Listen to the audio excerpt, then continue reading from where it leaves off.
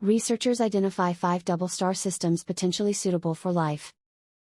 Almost half a century ago, the creators of Star Wars imagined a life-sustaining planet, Tatooine, orbiting a pair of stars. Now, 44 years later, scientists have found new evidence that 5 known systems with multiple stars, Kepler 34, 35, 38, 64, and 413, are possible candidates for supporting life. A newly developed mathematical framework allowed researchers those systems, between 2,764 and 5,933 light-years from Earth, can support a permanent habitable zone. Of these systems, Kepler 64 is known to have at least 4 stars orbiting one another at its center, while the others have 2 stars.